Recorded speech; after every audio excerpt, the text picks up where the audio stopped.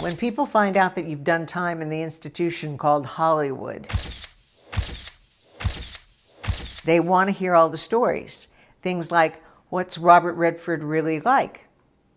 So in my new book called Wild Times, Catering to the Egos of the Hollywood Elite, I'll tell you what he's like, and a lot more.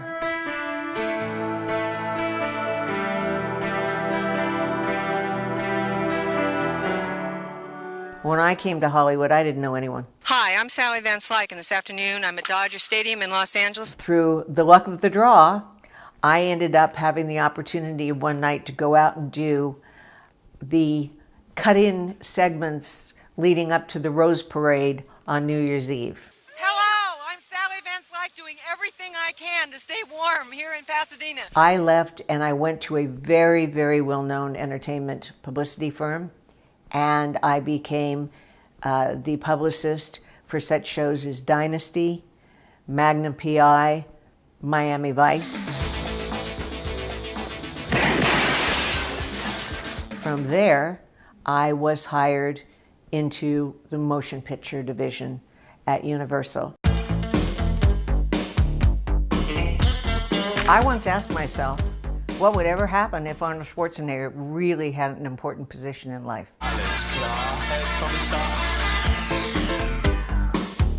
I worked with Arnold Schwarzenegger on several films. Shut up! Shut up! Shut up! He once blew off his dear friend, Oprah Winfrey. I was the person who had booked the show. I was the person who had to explain to Oprah that Arnold and Danny DeVito weren't going to show up. I was annoyed. I was seated in coach in front of 300 people, watching as Arnold stalked down the aisle, and we got into a huge fight. Arnold lost his temper. If you don't stop screwing around back there, this is what I'm gonna do with you. The press called me, and they asked me, would I please repeat my story about getting in a fight with Arnold? And I said no. It's not that I don't want people to know the story. I'd be glad to have them know the story. I just don't want to be audited for the next 8 years. And I knew that California was going to elect Arnold Schwarzenegger.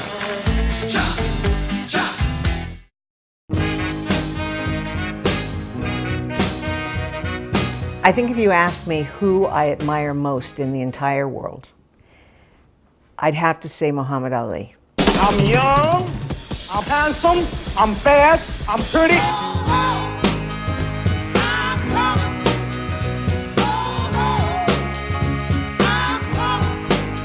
Howard Bingham is Muhammad Ali's best friend. I didn't know that. So Howard reaches over and he takes my private phone and he makes a phone call and he listens for a minute and he says, Ali, when you get this message, I have somebody I want you to talk to. 2 weeks later, I'm in a meeting and everybody is looking at me. 25 people in my office. And all of a sudden, like a cartoon, I see everybody's eyes shift to the door. And I look over to the door, and there's Ali, framed perfectly in my doorway. I jumped up out of my chair, a sophisticated suit. You don't do this stuff. I jumped up out of my chair, I threw my arms around this man, and I gave him a big kiss, and he said, so, you think I'm pretty? I said, yeah, I really, really do. Howard Bingham sort of snuck into the room behind everybody.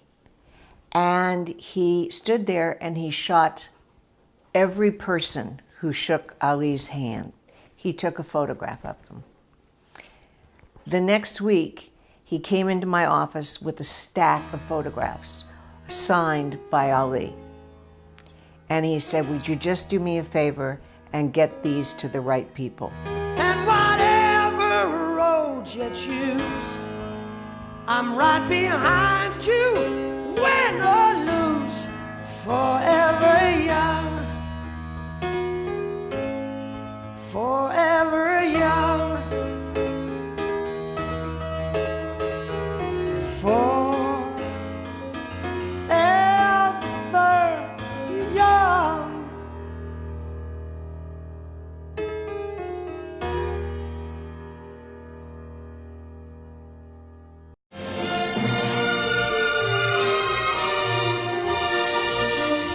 There's only one actor that I can tell you I would never have gotten tired of, and that's Richard Harris. How to handle a woman. There's a way, said the wise old man. A way known by every woman since the whole rigmarole began. Somebody sat down in the seat next to me. I had the window seat. And he kept talking, and it suddenly hit me, oh my God, it's Richard Harris. But when the plane took off and the flight attendant came around and started asking, what would you like for dinner and whatever, we decided, I guess, the two of us, that we had to talk. And we did talk. We talked all night. Richard Harris was the storyteller of all times. He just was fascinating. And he said, I'll meet you in Limerick and I'll show you a good time on your way out of town. And he did. I didn't realize until 6 or 8 weeks later that Richard had photographed me picking the flowers.